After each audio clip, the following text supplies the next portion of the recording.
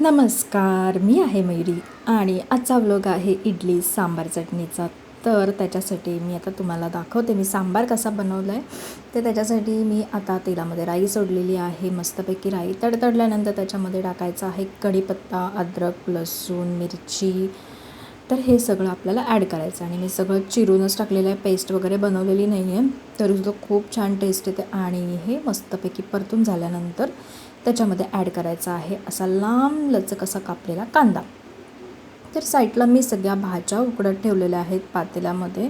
त्याच्यामध्ये आहे शेंगा, लाल कलरचा भोपळा, वांग, बटाटा आणि कुकरमध्ये मी तुरीची डाळ टाकलेली आहे शिजण्यासाठी. तर तुरीच्या डाळीचं जे सांबार आहे ना ते खूप छान होतं.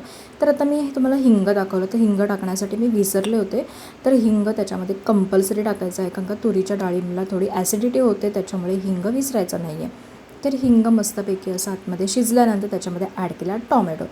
एकदम मस्तपैकी असे लांब लांब टोमॅटो कापलेले आहेत आणि त्याच्यामध्ये आपल्याला साधेच मसाले ॲड करायचे आहेत. त्याच्यामध्ये हळद, लाल तिखट मसाला आणि एव्हरेस्टचा सांबार मसाला. खूप छान टेस्टी लागतो सांबार मसाला. तर मी आधी 3 चमचच सांबार मसाला ॲड केला होता. त्याच्यानंतर मला त्याची टेस्ट थोडीशी कमी वाटली, सो मी परत एकदा 2 चमच ॲड केले. सो अंदाजाने तुमच्याकडे जो प्रमाण आहे डाळीचा, भाजीचा, त्याप्रमाणे तुम्ही मसाला ॲड करू शकता. तर अशा प्रकारे व्यवस्थित परतून झालेलं आहे सगळं सारण आणि त्याच्यामध्ये मी डाळ टाकलेली आहे आणि जे उकडलेल्या मी भाज्या आहेत त्या पण त्याच्यामध्ये ॲड केल्या आहेत आणि मीठ आणि चिंच टाकून मस्तपैकी असा कढ घेऊन हा सांबार एन्जॉय करायचा आहे. आणि मग चटणीसाठी मी ओलं खोबरं, मिरची, लसूण आणि थोडासा जिरा आणि थोडंसं चण्याची डाळ भाजलेली हे सगळं घेतलं होतं चटणीसाठी. तर तुम्ही बघू शकता. आणि त्या दिवशी जरा माझा पीठ आहे ना इडलीचा तो फर्मंट झाला नव्हता, त्याच्यामुळे इडली थोडीशी माझी चिवट झाली होती, कारण का थोडं थंड वातावरण होतं आणि मी तांदूळसुद्धा खूप लेट भिजत घातले होते, सो तो फर्मंट झाला नव्हता. पण सांबार हा ट्राय करा, खूप छान सांबार लागतो. आणि मी जो इडलीचा भांडा आहे ना त्याच्यामध्ये मी लिंबू टाकला आहे कापलेला, कारण का त्याच्यामुळे तो खाली काळा नाही पडत. तर आता मस्तपैकी असं इडलीच्या भांड्यांना मस्तपैकी तेल लावून घेणार आहे आणि सगळ्या भांड्यांमध्ये इडलीचं बॅटर ओतून मस्तपैकी अशी इडली करायला ठेवणार आहे. तर असा इडली सांबार चटणी असं मी एन्जॉय केलं, कारण का त्या दिवशी होती आमच्या सगळ्या लेडीज ग्रुपची एक छोटीशी पार्टी. ती छोटीशी पार्टी का होती ते मी तुम्हाला नेक्स्ट ब्लॉगमध्ये सांगेन, कारण का त्याच्यामध्येच तुम्हाला समजेल का छोटीशी पार्टी होती. तर त्या पार्टीमध्ये आम्हाला बाहेरचं काही मागवायचं नव्हतं, म्हणून आम्ही घरामध्येच बनवून नेलं होतं.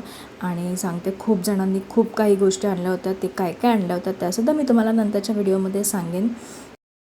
तर हा इडली सांबार बनवण्याचा बेस सकाळचा होता, मॉर्निंगचा, आणि सारांशला स्कूलला नेण्याचीसुद्धा घाई असते. सो साईडला माझं जेवणसुद्धा चालू होतं बनवायचं दुपारचं. सो सगळं जेवण वगैरे बनवल्यानंतर मला त्याला स्कूलला घेऊन जायचं होतं आणि त्याच्या स्कूल टाईममध्ये आम्ही जिथे बाहेर जातो त्याच्यामध्ये आम्ही ती छोटीशी पार्टी करण्याचं ठरवलं होतं. तर अशा प्रकारे मस्तपैकी अशी इडली शिजलेली आहे, तर तिला मी साईडला काढणार आहे आणि स्पूनला थोडा ऑइल लावून मी त्या इडल्या सगळ्या काढून घेणार आहे भांड्यांमधून. तर इकडे मस्तपैकी अशी चटणीसुद्धा रेडी झालेली आहे, तुम्ही बघू शकता. टेम्पटिंग दिसते चटणी. थोडीशी डाळ ॲड केली ना चण्याची तर अजून टेस्टी लागते. ती जास्त नाही ॲड करायची, खूप कमी ॲड करायची. तर तिकडे साईडला टोपामध्ये माझं चालू आहे जेवण दुपारचं, डाळ भाजी वगैरे. आणि इकडे सांबार बघू शकता मस्त असं टेम्पटिंग झालं आणि इतका छान टेस्टी लागतो ना. ह्या टाईपमध्ये नक्की करून बघा. आणि तुम्हाला रेसिपी आवडली असेल इडलीची आणि सांबारची. इडलीची रेसिपी आवडण्याचा प्रश्नच नाही, कारण का सगळ्यांना माहिती आहे इडली कशी बनवते, फक्त सांबारचाच प्रश्न पडतो. बऱ्याच जणांना बाहेरचं सांबार खायला आवडत नाही, घरामधलंच खायला आवडतो. तशीच मी एक आहे, मलासुद्धा घरातलीच इडली सांबार आवडतं, मला बाहेरचं इडली सांबार अजिबात आवडत नाही. इवन पावभाजीसुद्धा मी तुम्हाला बोलले होते. तर तशाच प्रकारे अशा मस्तपैकी इडली सांबार रेडी आहे. तर हे इडली सांबार एन्जॉय करा आणि मला सांगा तुम्हाला रेसिपी कशी वाटली. आणि लाईक करा, शेअर करा, सबस्क्राईब करा. Thank you, bye.